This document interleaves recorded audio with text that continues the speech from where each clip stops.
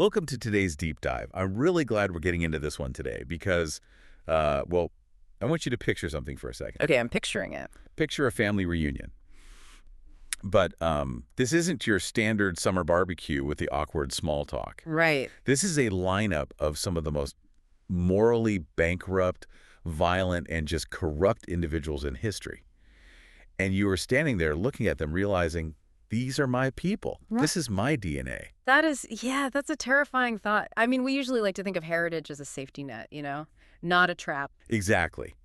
But for the guy we are talking about today, the family tree wasn't just a trap. It was basically a death sentence. Yeah. We're talking about a kid born into a lineage that reads like a horror movie script. Sorcery, murder, total corruption. Yeah. By all accounts, this kid should have grown up to be an absolute monster. It's the ultimate nature versus nurture nightmare. But he didn't.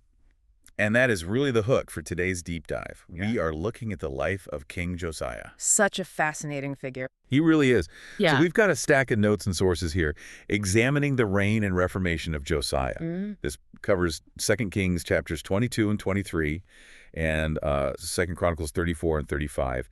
And honestly, the more I read through these texts, the less it feels like a dry history lesson. Oh, it's not dry at all. It feels like a psychological thriller. It really does. It's a character study of a man who essentially tried to reverse gravity. Yes. So our mission today Mhm. is to figure out how Josiah managed to have what the texts call a godly trajectory Yeah. when his resume, his background was just so bad. Right. How do you pull off one of the biggest national reformations in history from that starting point? Exactly.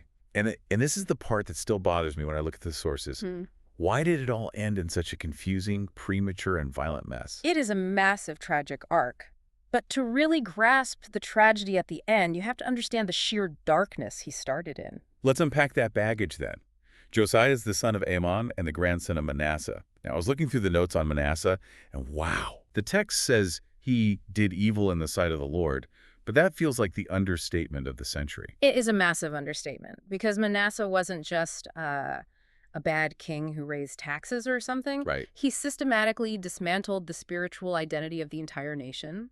He built altars to pagan gods right inside the temple of Yahweh. Which is just brazen. Completely brazen. He practiced sorcery, and the text even explicitly notes that he sacrificed his own son in the fire. Wait, hold on. Let me just clarify that for anyone listening. Yeah. We are talking about the king of Judah sacrificing his own kid. Yes. That is the level of absolute depravity we are dealing with here. The sources say he filled Jerusalem with innocent blood. So when we say Josiah had an ungodly heritage, we mean he was raised in a palace that was effectively a haunted house of atrocities. That's so dark. And then his dad, Amon, takes the throne and basically says, yeah, I'll have what he's having. Exactly. Amon just continues the corruption, but he's eventually assassinated by his own servants. So Josiah takes the throne at 8 years old. 8 years old. His grandfather was a monster. His father was murdered by the staff. The statistical probability of Josiah turning out to be a good guy is effectively 0. Right, which brings up the first major core insight from the text. Josiah's life is definitive proof that an ungodly heritage does not determine your destiny. But how does he survive that environment? The source material asks a really interesting open question here. It asks what influences actually contributed to this godly trajectory. Because surely he didn't just wake up one day at 8 years old and decide, I'm going to be completely different from my dad. That is the great historical mystery. The text is completely silent on his tutors or caretakers. Nothing at all. Nothing.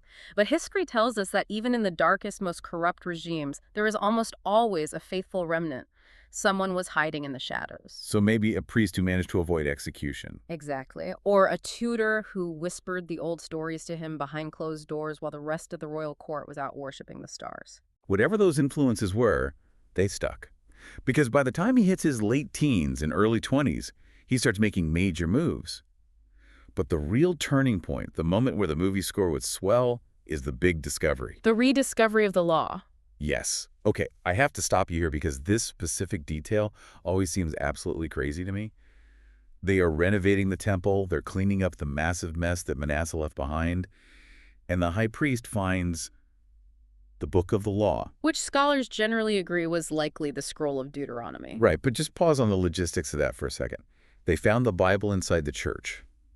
How do you lose the main instruction manual inside the very building constructed to house it? It sounds absurd to us today, doesn't it? Yeah, But you have to think about the context of those previous decades. Under Manasseh, the temple had essentially been turned into a pantry for idols. a pantry for idols. I like that. The law wasn't just misplaced, it was actively suppressed. It would be like going into the basement of the Supreme Court, finding the only remaining copy of the Constitution under a pile of old magazines, and realizing nobody has read it or enforced it in 50 years. It completely puts it in perspective. So they bring this dusty, forgotten scroll to King Josiah. He's never heard it before in his life. And they start reading it out loud to him. And this is the key detail. They aren't just reading the genealogies or the procedural parts. If it is Deuteronomy, they are reading the blessings and the curses. Very heavy stuff. Very heavy. They are reading the part that explicitly says, if you do this, you live. If you do that, the land will literally vomit you out. And Josiah's sitting there realizing, oh no, we have been doing that for 50 years. Right. His reaction isn't just a polite acknowledgement, it is visceral. He tears his clothes. Which is the ancient equivalent of a total meltdown. Yes, it's not just drama, that is sheer terror. He realizes the entire nation is living on borrowed time. The law wasn't just a neat history book to him, it was an active indictment. And it sparked a massive movement. He doesn't just feel bad about it. He goes into what I would call full scorched earth mode. We need to talk about this Reformation because the sources describe him cleaning house. But that sounds way too polite for what actually happened. He goes on an absolute rampage. It is violent, and it is incredibly comprehensive. He doesn't ignore the idolatry, he removes it completely. The list of things he removes is wild. It's not just taking down a few statues. The text specifically mentions he removed the horses that the kings of Judah had dedicated to the sun, and they were right at the entrance of the house of the Lord. Just stop and visualize that for a moment. I am trying to. Horses. Real horses, or possibly massive statues of horses and chariots, entirely dedicated to sun worship, parked right at the front door of Yahweh's temple. That is insane. It shows you exactly how cluttered the religion had become. They hadn't stopped worshiping Yahweh entirely, they just added every other pagan god on top of him. It was a spiritual hoarder's house. And Josiah just clears it all out. He burns the chariots. He desecrates Topheth. What is Topheth, by the way? Yeah. The notes highlight it as a major specific spot he targeted. Topheth was a site located in the Valley of Hinnom. That was the actual location for the child sacrifices to Molech that we mentioned earlier. Oh, wow. So Josiah doesn't just put a padlock on the gate, he defiles the entire area. He likely spread human bones or refuse all over it to make it ritually unclean according to their laws. That way, nobody could ever use it for worship again. He is permanently shutting down the machinery of death. He is incredibly thorough. But here's the geographical detail that really surprised me. He doesn't just stay in his own lane. No, the map gets much bigger. Right. The text notes that he actually went into the cities of Manasseh, Ephraim, and Simeon, which is basically parts of Israel. Now, correct me if I'm wrong, but isn't that totally outside of his jurisdiction? The kingdom was divided into the north and the south at this point. It was divided, yes. But by this specific time in history, the northern kingdom of Israel had already been decimated by the Assyrian Empire. It was essentially a power vacuum. So nobody was really in charge up there. Exactly. So Josiah going up there is hugely significant. He isn't just cleaning up the local religion, he is engaging in geopolitical reunification. He's making a massive play. He's going north to smash their idols, yes, but he's also claiming those surviving people. He is telling them, you are part of this covenant too. That is such a bold vision. He is acting like the king of a united Israel, which is something that hadn't happened in centuries. It suggests a desire for broader spiritual unification. He's trying to be a new David. He sees that vacuum left by the empires, and he confidently steps right into it. And that leads perfectly to what has to be the high point of his entire reign, the big celebration, the historic Passover. And what a Passover it was. The source material makes a really huge historical claim here. It says this specific celebration was unparalleled since the days of the judges. Just think about the weight of that statement. That means King David did not have a Passover this good. Solomon didn't. Hezekiah didn't. So why was this one so special? Was it just the scale of it? The source points out that it was central to national revival. It wasn't just a big party, it was the unity. For the first time in hundreds of years, you had people from both the north and the south completely cleansed of all these idols, centered back on the law, celebrating their historic deliverance together. A total restoration of their identity. Exactly. It's a great reflection on how community celebrations can deeply strengthen faith and unity. It bound them together. It must have felt like the start of a brand new golden age. Oh, absolutely. If you are a citizen of Judah living through this exact moment, you are thinking, we are invincible. We found the sacred book, we smashed the foreign idols, we reunited the broken tribes. God is clearly on our side.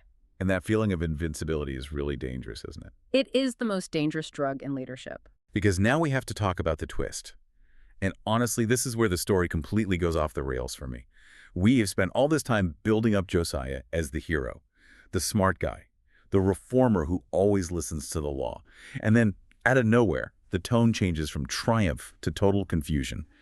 Enter King Necho of Egypt. Enter the extremely complex world of ancient Near East geopolitics. Okay, you have to set the stage for us here. Oh. Because 2 Chronicles 35 just abruptly says Josiah went out to fight him.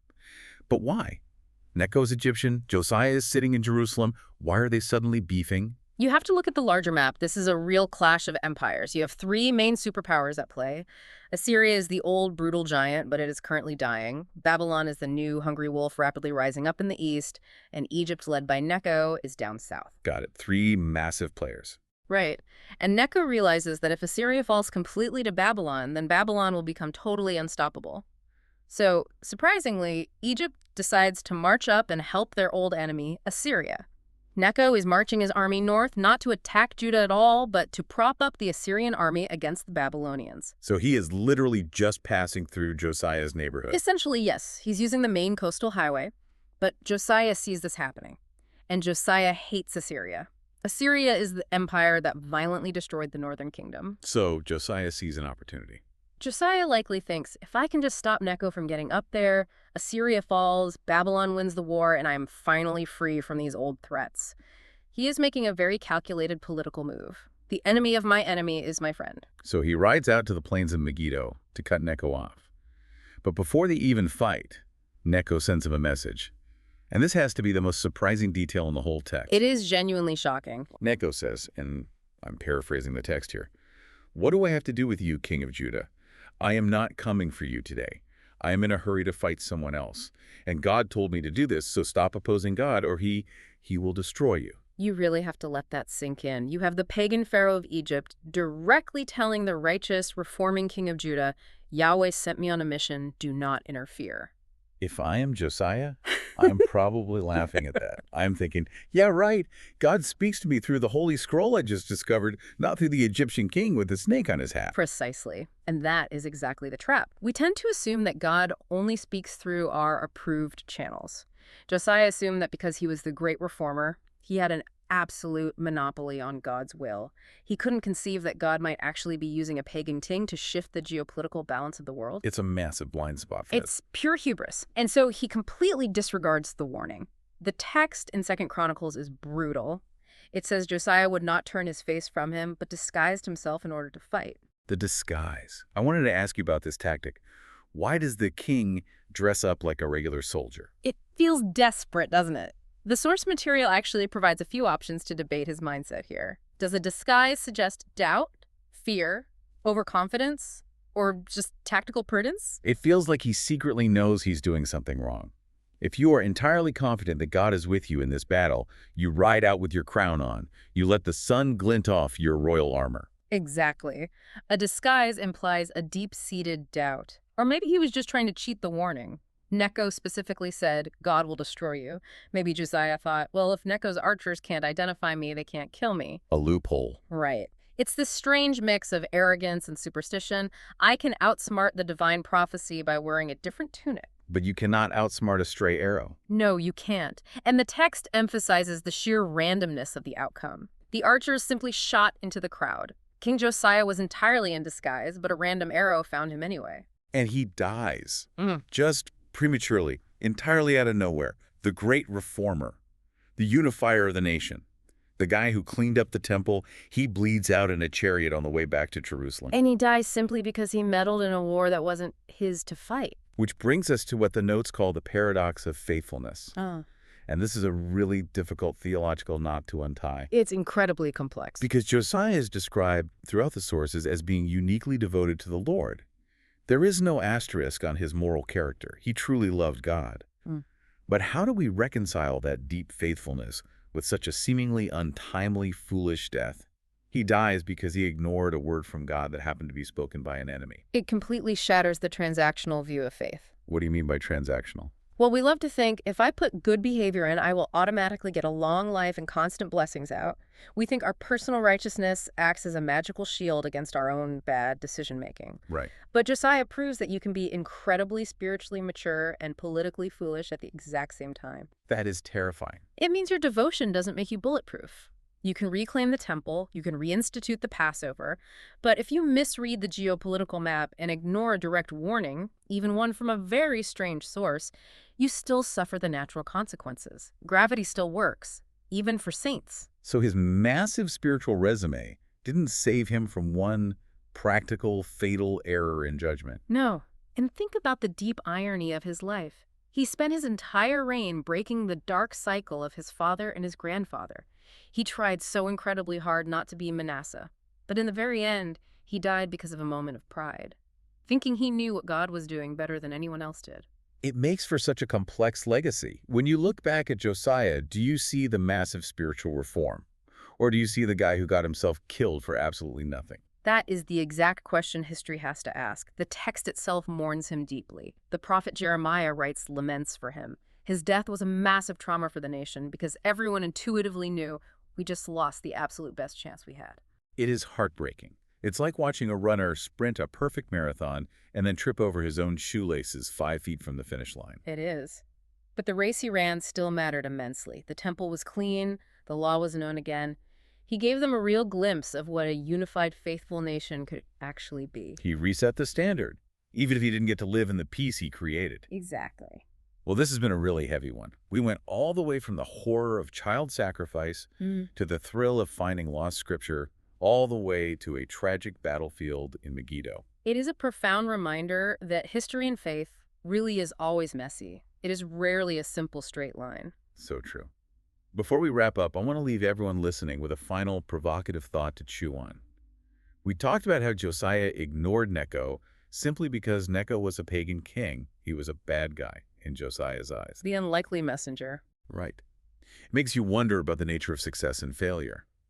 If a leader completely restores a nation's soul, but dies due to a moment of disregarding a warning, even from an enemy, how should history judge their ultimate success? And on a personal level, how often do we completely miss the truth because we don't like the package it comes in? If Josiah, the best king Judah ever had, could miss a divine warning because it came from an Egyptian, what are we missing because we simply assume God always sounds exactly like us? That is a very dangerous and very necessary question to ask ourselves. And something to think about while you're going about your day. Thank you for joining us for this deep dive into the life of King Josiah. We'll catch you next time.